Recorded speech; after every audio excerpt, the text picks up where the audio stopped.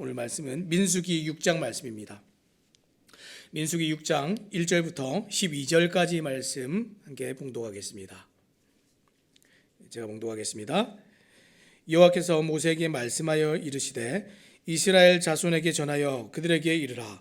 남자나 여자가 특별한 서원 곧 나시린의 서원을 하고 자기 몸을 구별하여 여호와께 드리려고 하면 포도주와 독주를 멀리하며 포도주로 된 초나 독주로 된 초를 마시지 말며 포도즙도 마시지 말며 생포도나 건포도도 먹지 말지니 자기 몸을 구별하는 모든 날 동안에는 포도나무 솟아는 씨나 껍질이라도 먹지 말지며 그 서원을 하고 구별하는 모든 날 동안은 삭도를 절대로 그의 머리에 대지 말 것이라. 자기 몸을 구별하여 여호와께 드리는 날이 차기까지 그는 거룩한즉 그의 머리털을 길게 자라게 할 것이며 자기의 몸을 구별하여 여호와께 드리는 모든 날 동안은 시체를 가까이 하지 말 것이요 그의 부모 형제 자매가 죽은 때에라도 그로 말미암아 몸을 더럽히지 말 것이니 이는 자기의 몸을 구별하여 하나님께 드리는 표가 그의 머리에 있음이라. 자기의 몸을 구별하는 모든 날 동안 그는 여호와께 거룩한 자니라.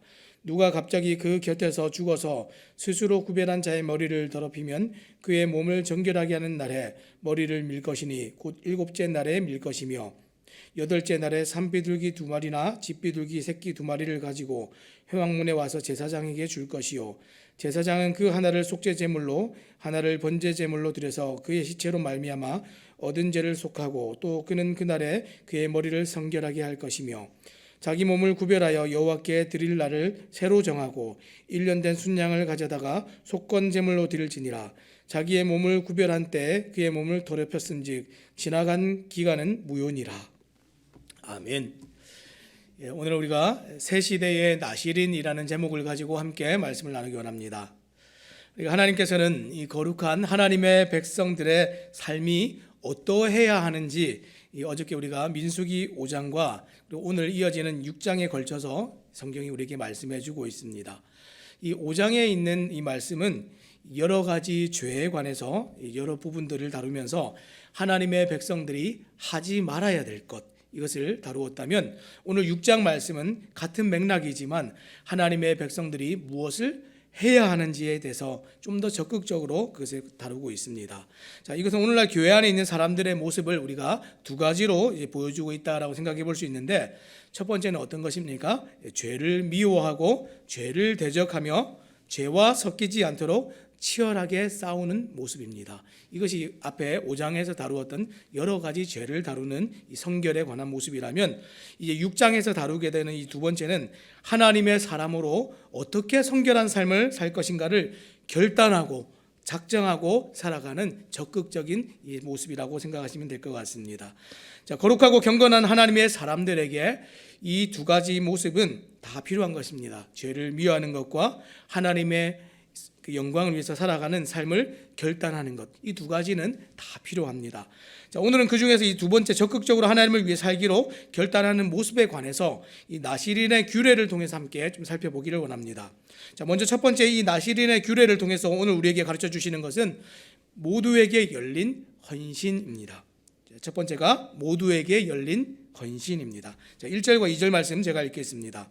여호와께서 모세에게 말씀하여 이르시되 이스라엘 자손에게 전하여 그들에게 이르라. 남자나 여자가 특별한 서원 곧 나시린의 서원을 하고 자기 몸을 구별하여 여호와께 드리려고 하면, 이 성경에서 이 구별된 이 특별한 사람들이 나오는데 우리가 잘 알고 있는 사람 중에 이 레위인들이 있죠. 레위인은 성경에서 구별된 사람입니다. 이 레위인은 그 지파 자체가 하나님의 것으로 하나님의 소유로 특별히 구별된 사람들인데, 그리고 그 중에서도 아론 가문의 사람들은 또 제사장으로 그렇게 하나님께서 특별히 부르셨습니다. 근데 이것은 어떻습니까? 누구나 하고 싶다고 할 수 있는 그런 헌신의 자리는 아니라는 것이죠. 하나님께서 부르셔야 가능한 자리이고 하나님께서 세우신 특별한 자리입니다. 자, 그런데 이제 하나님께서 누구나 자발적으로 헌신할 수 있는 기회를 주십니다. 그것이 오늘 이 나시린의 규례입니다.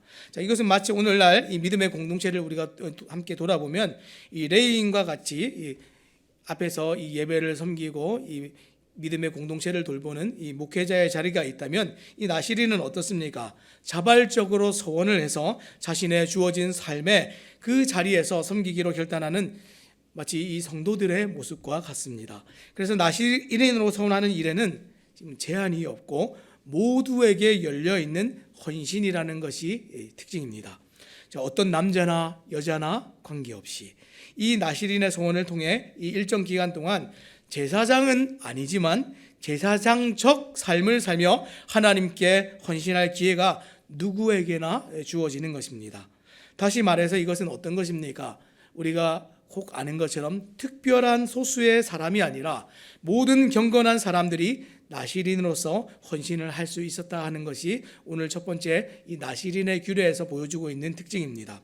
특별히 2절의 나시린의 서원에서 자기 몸을 구별하여라는 표현이 나오는데 본래 이 나시린이라는 말이 이 원어에서 나자르라고 합니다. 이 나자르라는 말이 구별한다는 뜻을 가지고 있습니다. 이 신약 성경에서는 이 구별한다는 말이 언제 사용이 되고 있습니까? 세상으로부터 불러서 구별하신 이 교회를 설명할 때 구별된다 이렇게 얘기합니다.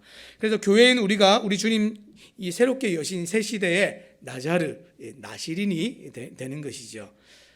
사랑하는 여러분, 오늘날 우리가 이 교회를 돌아볼 때 교회가 무엇입니까?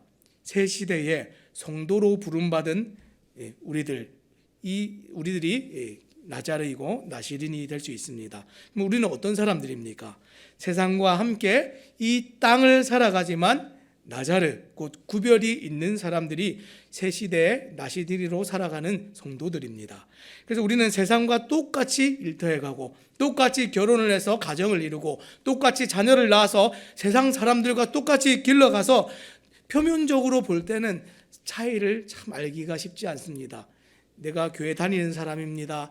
굳이 말하지 않는다면 어떤 사람들이 내가 교회를 다니고 믿음이 있는 사람들이다라는 것을 표를 내고 다니지는 않지 않습니까? 겉모양으로만 보면 차이를 발견할 수 없지만 똑같이 세상을 살아가지만 하나님의 백성들, 곧 예수님을 머리로 주로 모시고 살아가는 성도들은 하나님 보실 때 분명한 구별이 있습니다. 이제는 더 이상 세상의 방식과 풍조를 쫓아서 따라 살지 않고 죄를 미워하고 진리의 말씀에 순종하기를 기뻐하면서 살아가는 그런 구별이 있는 사람들이 성도들이죠. 내 삶을 어떻게 주를 위해 드리며 헌신할 수 있을까? 어떻게 하면 주님만이 영광 받으시는 삶을 살 수 있을까를 늘 생각하면서 늘 이 헌신의 기회를 엿보는 사람들, 이런 사람이 성도들입니다. 그래서 로마서 12장 1절에서는 이런 헌신에 관하여서 산제사, 곧 자기의 몸을 하나님께 산제물로 드리는 헌신이다 이렇게 얘기했습니다. 그래서 로마서 12장 1절에 뭐라고 했습니까? 그러므로 형제들아, 내가 하나님의 모든 자비하심으로 너희를 권하노니 너희 몸을 하나님이 기뻐하시는 거룩한 산제물로 드리라. 이는 너희가 드릴 영적 예배니라. 거룩한 제사와 제물을 드리는 일은 본래 이 제사장의 일입니다. 그렇죠? 그런데 우리는 주님께서 단번에 제사로 이 죄와 사망의 권세를 멸하신 후에 이제 구원받은 모든 사람들을 제사장으로 주님께서 부르셨습니다. 불러서 어떻게 살도록 우리를 초청하셨습니까? 제사장들처럼 제사장적 삶을 살도록 그렇게 요청하셨습니다. 그래서 이 시대는 더욱 특별한 소수의 어떤 사람들이 아니라 모든 그리스도인들이 각자의 믿음의 분량대로 누구나 언제든지 헌신하도록 그렇게 우리를 부르십니다. 이것이 첫 번째 나시린의 규례를 통해 볼 수 있는 모두에게 열려있는 헌신입니다. 그러면 적극적인 결단으로 나시린으로 헌신한 사람은 어떻게 살아가야 합니까? 이 나시린의 규례에서 배울 수 있는 두 번째는 말씀에 순종하는 헌신입니다. 첫 번째는 모두에게 열려있는 헌신이었는데 모두에게 열려있는 헌신을 사람들이 따를 때 말씀에 순종함으로 살아간다는 겁니다.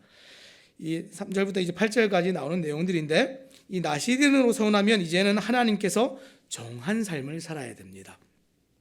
예전에는 어떻게 살았습니까? 내가 원하는 방식대로 내가 원대로 이렇게 살았다면 하나님 내가 헌신하고 싶습니다. 이렇게 말한 사람들은 최소한 하나님께서 정한 규칙대로 규례대로 정한 법칙대로 하나님의 말씀 아래서 살아가는 것이 옳다라고 얘기하고 있습니다. 그래서 두 번째 단락에서는 그들이 지켜야 할 것들에 대해서 소개를 하고 있는데 첫 번째는 나시린으로서 서원한 자는 포도주를 멀리하고 두 번째는 머리에 삭도를 대지 말고, 세 번째는 시체를 가까이 하지 말아야 됩니다. 이 세 가지가 지금 나시린에게 주어진 규정이었습니다. 자, 첫 번째 먼저 술에 관한 규례를 한번 살펴보겠습니다. 3절부터 4절까지 말씀인데 제가 읽겠습니다. 포도주와 독주를 멀리하며 포도주로 된 초나 독주로 된 초를 마시지 말며 포도즙도 마시지 말며 생포도나 건포도도 먹지 말지니 자기 몸을 구별하는 모든 날 동안에는 포도나무 솟아는 씨나 껍질이라도 먹지 말지며. 지금 뭘 먹지 말라 그랬습니까? 포도주를 먹지 않는 정도가 아닙니다. 포도주로 된 초, 그것도 먹지 말고, 이것은 지금 포도즙을 짜가지고 이 빵을 찍어 먹었던 이 소스 같은 것인데 그것도 먹지 말고, 생포도, 포도도 먹지 말고, 건포도, 말린 것도 먹지 말고, 심지어 포도나무의 어떤 소산도 하찮은 껍질이나 씨앗도 먹지 말라, 이렇게 얘기했습니다. 이 말은 포도주를 먹지 않기로 서원한 사람이 자칫 다른 이 포도로 된 어떤 식품을 먹다가 그리움이 이렇게 떠올라서 서원을 포기하게 될까봐 하나님께서는 그 포도주 근처에도 가지 말라고 그렇게 명령하시는 것입니다. 여러분, 이 죄를 지어보면 어떤 경험이 있듯이 우리가 세상에 어떤 모든 것들이 경험이 쌓이면 그것이 추억이 됩니다. 그런데 너무 놀랍게도 죄도 그런 것들이 있습니다. 우리가 고기도 먹어본 사람이 맛있게 잘 먹지요. 고기도 먹어본 사람이 이 고기를 먹고 싶은 욕구나 필요들이 느껴지는 것처럼 마치 죄도 그러하다라고 지금 얘기하고 있는 겁니다. 여러분, 가능하면 어떤 사람들은 많은 경험을 하면 좋다 이렇게 얘기하는 사람들도 있지만 신앙에 있어서만큼은 절대로 그렇지 않습니다. 어떤 목사님들은 세상에서 많은 것들을 경험하면 좋다, 많은 것을 경험하면 정말 좋은 면들이 없지 않아 있습니다. 하지만 죄에 관해서만큼은 될 수 있으면 노출이 되지 않는 것이 더 좋습니다. 왜 그렇습니까? 죄의 추억이 있습니다. 죄에 관한 이 사람들의 욕구들이 생겨난다는 겁니다. 술을 먹어본 사람들은, 담배를 펴본 사람들은 이 신앙이 생기고 나서 저는 완전히 끊었습니다 이렇게 얘기하지만 추억들이 있죠. 그것이 뭔지를 알고 있습니다. 그런 경험들이, 욕구들이 올라오게 되는 경험들이 분명히 누려진다는 겁니다. 그런 것들이 있지 않도록 최대한 그런 것들을 가까이 하지 않도록 지금 그것을 얘기하고 있는 겁니다. 현대적으로 바꿔 말하면 술을 안 먹겠다고 선언하면 술만 안 먹는 정도가 아니라 그 옆에 있는 안주도 먹지 말라는 겁니다. 난 술을 안 먹으니까 음료수만 먹고 앉아 있을게, 이것도 될 수 있으면 하지 말라는 겁니다. 괜히 술집 근처에 얼씬도 하지 말라, 우리 주님 이렇게 말씀하시는 겁니다. 왜 그렇습니까? 우리의 연약함을 너무나 잘 아시기 때문에 그렇습니다. 여러분 한번 돌아보시기 바랍니다. 죄에 관해서 담대하고 저는 정말 죄에 대한 면역이 있어서 강합니다 이렇게 말할 수 있는 사람 단 한 사람이라도 있습니까?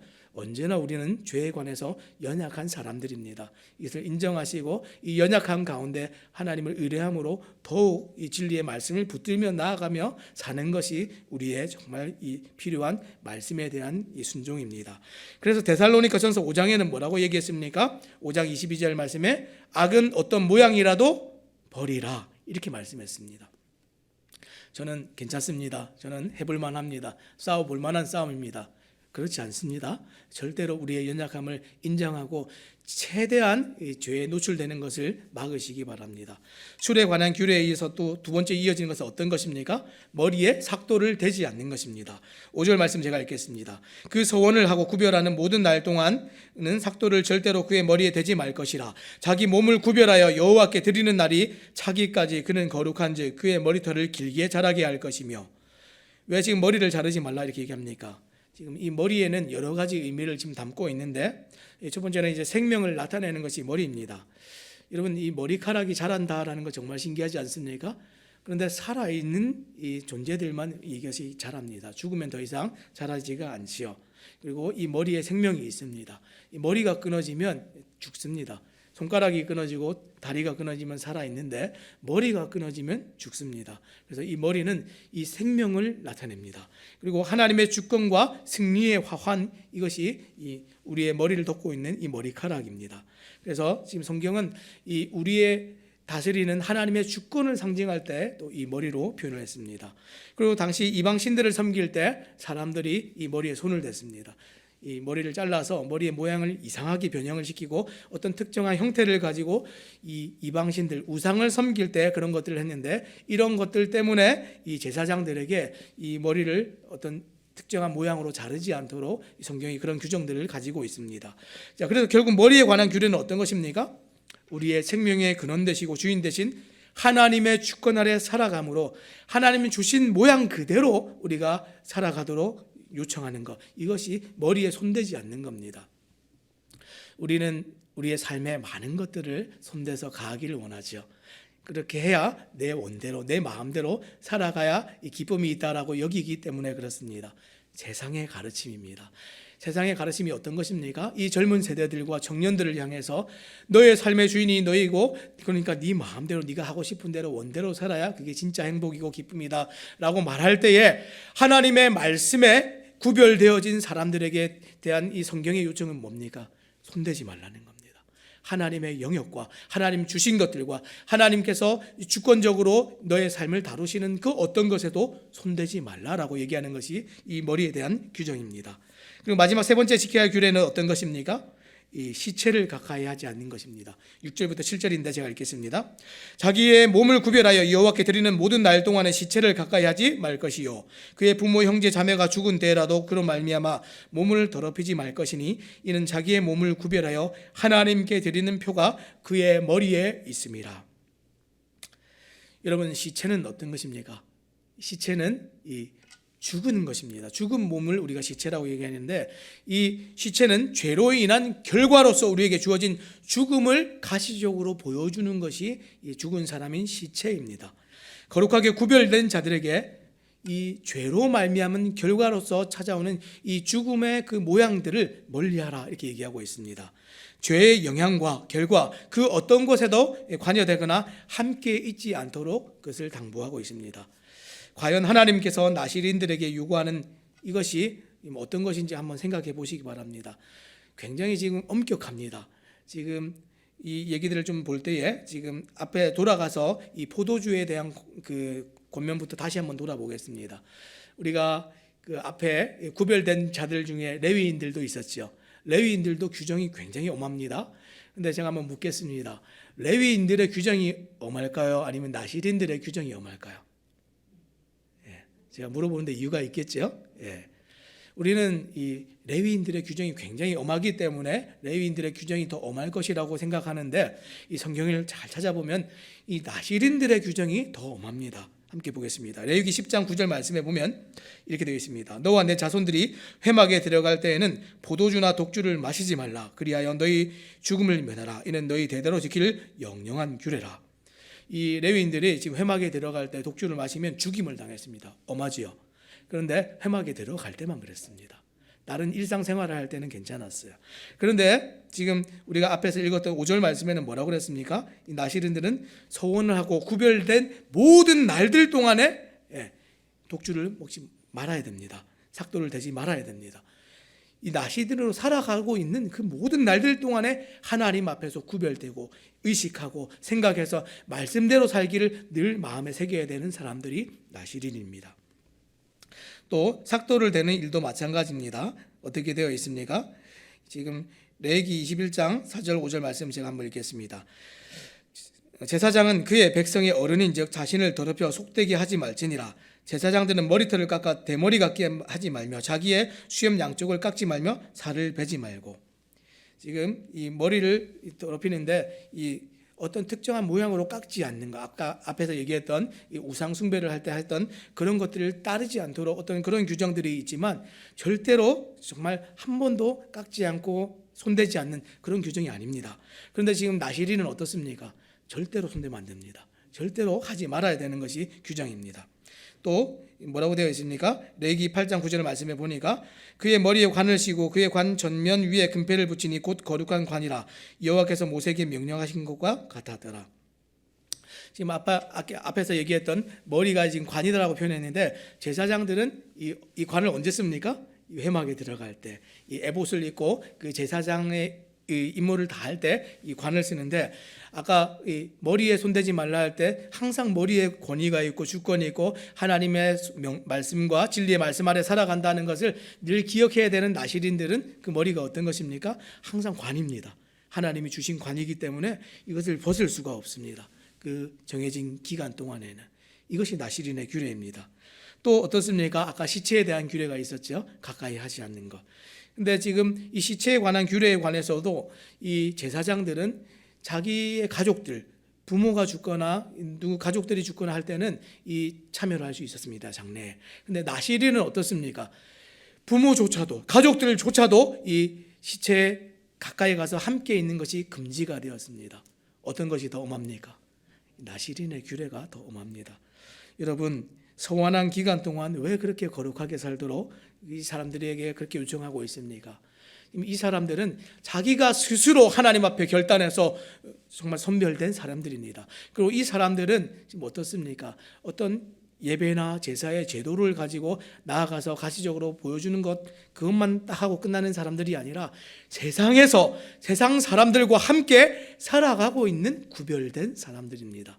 이 세상에서 살아갈 때에 정말 이 하나님의 진리의 말씀이 정말 제사장적 삶을 삶으로 세상과 하나님 사이에서 중재적인 역할을 감당하고 살아가는 사람들이 나시린과 같은 우리들의 모습이고, 그 구약시대의 나시린이었습니다. 그래서 하나님께서 이들에게는 좀 더 엄격한 강한 규칙들을 그들에게 말씀해 주셨습니다. 한정된 기간 동안 하나님이 기뻐하실 만한 특별한 목적을 위해서 자기 몸을 구별하여서 여호와께 드리게 하나님께서 그렇게 말씀하셨습니다. 세속적인 쾌락을 멀리하고 온전히 자신의 시간과 재능과 자원을 그 모든 목적을 위해서 사용하는 것, 여기에만 전념하도록 그렇게 나시린들을 부르시고, 정말 이 새 시대의 나시린과 같은 우리들에게 동일한 그런 요청들을 하나님께서 하고 계십니다. 사랑하는 여러분, 세대가 악하지요. 이 젊은 청년들이, 이 젊은 세대들이 정말 악하고 음탕한 이 자기 중심적인 문화 가운데 많이 노출되어 그렇게 살아갑니다. 이 크리스찬 청년들조차도 자기들을 어떻게 구별하고 지켜야 될지 알지 못하는데, 정말 하나님의 말씀이 정말 그들에게 가르쳐질 때 우리가 이것들을 반드시 가르쳐야 됩니다. 먼저 하나님 앞에 부름받은 먼저 나시린된 성도된 부모 세대인 우리들이 먼저 이 일들을 감당해야 됩니다. 성경의 가장 대표적인 나시린이 어떤 사람이죠? 우리가 잘 알고 있는 삼손이죠. 삼손이 길러질 때 어떻게 길러졌습니까? 이 부모님들이, 이 마누아가, 그 부부가 이 아이를 길러낼 때에 자기들이 이 아이를 길러내기 위해서 자기들이 스스로 나시린이 되었습니다. 자기들의 평생의 삶으로 이 아이에게 보여주기 위해서, 가르치기 위해서 스스로 자기를 구별한 부부의 모습이 성경에 나옵니다. 여러분, 자녀들을 가르칠 때, 자녀들을 이 세상에서 그리스도인으로, 성도로, 교회로 구별시킬 때 어떻게 가르치시겠습니까? 여러분들이 먼저 그 구별된 삶을 보여주시기 바랍니다. 자, 마지막으로 어떻습니까? 마지막으로 이 나시린의 규례가 우리에게 보여주는 헌신은 재생해야 되는 헌신입니다. 마지막 9절부터 이제 12절까지 나오는데 9절 말씀 제가 읽겠습니다. 누가 갑자기 그 곁에서 죽어서 스스로 구별한 자의 머리를 더럽히면 그의 몸을 정결하게 하는 날에 머리를 밀 것이니 곧 일곱째 날에 밀 것이며, 나시린이 무심코 시체와 접촉했다면 머리를 밀고 여덟째 날에 규정된 제물을 드리고 소원을 다시 시작해야 됩니다. 지금 죄가 이 가장 좋은 의도로 하나님께 정말 헌신하고 하나님께 자기를 구별한 자발적으로 나온 이 나시린 앞에서 지금 섞일 수 있는 일들이 일어날 수 있다는 겁니다. 부지 중에 사고로 일어나는 일이지만 이것이 우리가 늘 예견할 수 없다는 것 성경이 얘기해 주고 있습니다. 아까 죄에 관해서 우리가 강할 수 없고 우리가 늘 연약함이 있다 얘기했는데, 이 부지 중에 죄를 짓는 일이 이렇게 일어납니다. 갑자기 옆에 있는 사람이 갑자기 죽어버렸습니다. 그러면 나의 소원이 처음부터 다시 돌아가야 된다는 겁니다. 그때는 어떻게 해야 됩니까? 이 10절부터 12절 말씀해 보니까 다시 이 성결하게 하는 제사들을 드리는데, 지금 특별히 정말 재밌는 것은 12장에 보니까 속건 제물을 드리는 일이 있습니다. 여러분, 속건 제물을 언제 드립니까? 하나님의 성물, 하나님의 소유된 물건이 손상되거나 망가지면 드리는 것이 속건 제물인데, 나시린이 손상이 되면 속건 제물을 드립니다. 무슨 얘기입니까? 레위인과 똑같이 하나님의 소유이고 하나님께 성별된 하나님의 것이다라는 것을 우리에게 강하게 보여줍니다. 지금 그런데 중요한 것은 무엇입니까? 하나님 앞에 이렇게 이 소원이 어겨졌을 때 하나님께서 이 사람을 내치시거나 하나님께서 이것을 책망하시는 것이 아니라 다시 돌아가서 이것을 할 수 있도록 이 헌신의 기회들을 열어주신다는 것이 우리에게 은혜입니다. 서약을 어기고 부정함이 있으면 서약은 무효화되고 지금 그냥 끝나는 것이 아니라 재서약을 해서 재생하는 헌신이 일어납니다. 죄를 처리하듯 이 속죄제와 번제제를 드리지만 한 번의 실수가 이전의 헌신을 무효하는 것이 될 수 있지만 다 이제 그리고 끝나는 것이 아니라 돌아가서 처음부터 언제나 다시 시작할 수 있도록 하나님께서 그 길을 여신다는 것이 이 나시린의 규례에서 마지막으로 우리에게 주는 은혜입니다. 말씀을 맺겠습니다. 여러분, 헌신이라는 말이 너무나 무겁고 낯설게 느껴지는 시대를 우리가 살고 있습니다.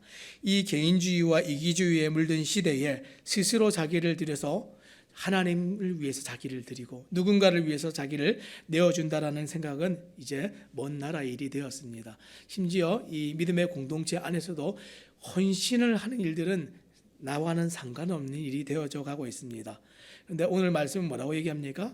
이 헌신은 특정한 소수의 누군가에게 열린 것이 아니라 모두에게 열린 헌신이며, 그리고 세상의 풍조와 세상의 가르침을 따르는 것이 아니라 하나님의 말씀에 순종함으로 누구나 기꺼이 해야 되는 순종이며, 그리고 우리가 끝났다고 해도 한 번 헌신하고 은혜를 맛보고 그냥 쓰러졌다고 끝나는 것이 아니라 언제나 다시 돌아와서 하나님께 헌신할 수 있도록 하나님께서 열어두시는 재생해야 하는 헌신이라는 겁니다. 코로나 시대를 지나면서 많은 분들이 이 신앙이 떨어지고 교회를 떠나게 되고, 많은 분들이 내가 처음 하나님께 헌신했던 자리에서 떠나게 됐던 것을 보면서 많은 안타까움들을 느낍니다. 그런데 오늘 말씀이 뭐라고 얘기합니까? 하나님 다시 부르신다고 얘기합니다. 언제나 우리가 다시 헌신할 수 있도록 기회를 주신다라고 말씀합니다. 돌아오시기 바랍니다. 하나님께서 주신 이 믿음의 분량대로 자신의 그 믿음의 자리에서 하나님께 다시 헌신하는 귀한 일들이 우리 모든 성도님들 가운데 있어지기를 우리 주님의 이름으로 부탁드립니다. 기도하겠습니다.